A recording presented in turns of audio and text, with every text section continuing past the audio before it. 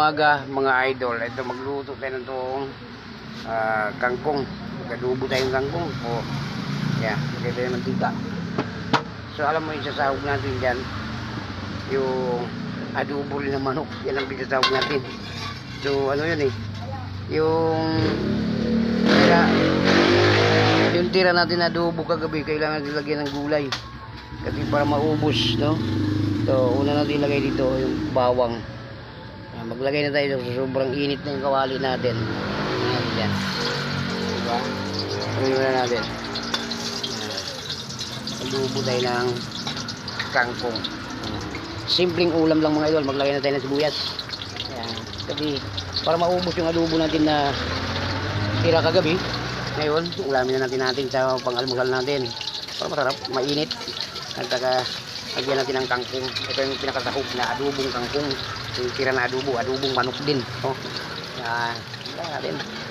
Unahin muna natin yung kangkong pag-isa kasi luto na yung manok, diba?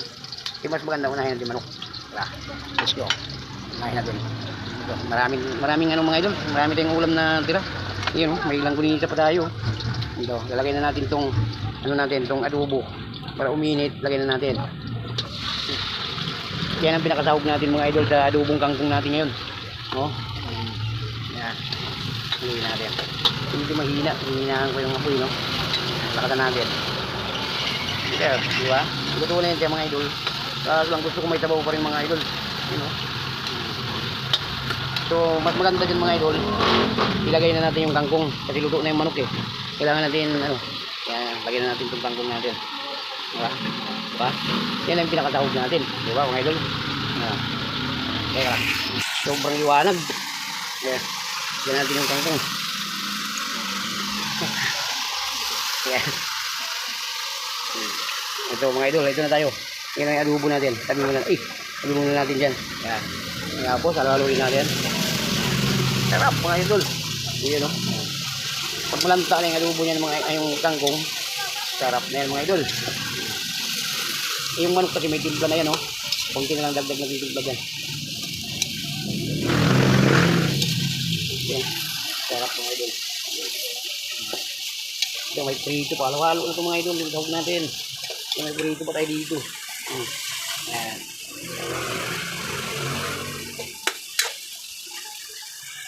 Takpan muna natin para maluto muna yung kangkong. Pinakatimpla natin, lagyan natin susunod.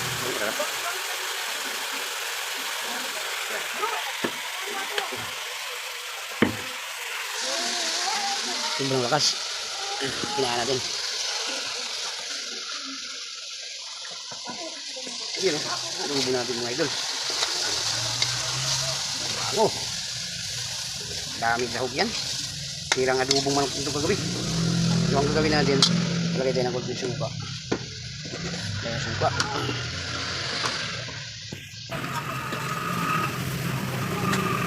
Para hindi masayang yung tira natin na adobo, initin ulit natin para makain natin lahat. Ayan. So,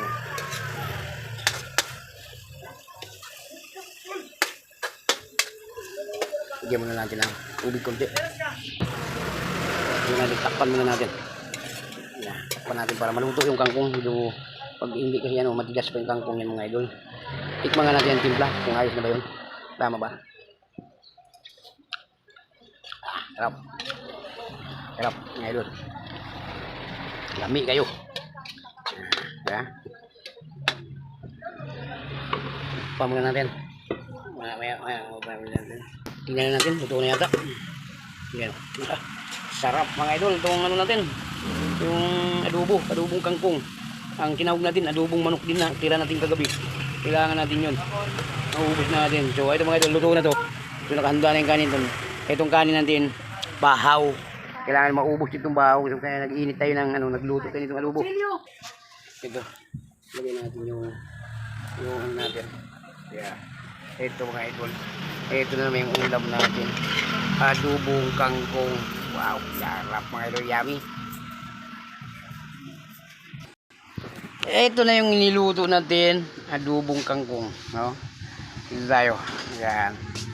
So ang partner din nito, mainit na adobong kangkong malamig na kanin. Ito bahaw kasi ito, kailangan natin maubos, sayang kasi magtatapon tayo ng mga idol, yung mga pagkain natin. Yan, kailangan natin maubos din yung bahaw na yan. Kaya sinadya kung iniinit ko yung adubong manok na yan, tapos nilagyan ko ng kangkong. Kaya ang tawag doon, adubong kangkong. So ano pa mga idol, kakain na tayo. So hanggang dito lang video natin ha. Maraming salamat po sa lahat po nang nanood sa aking video. I-like and share na lang ninyo mga idol, para malaman natin kung saan makarating yung ating video.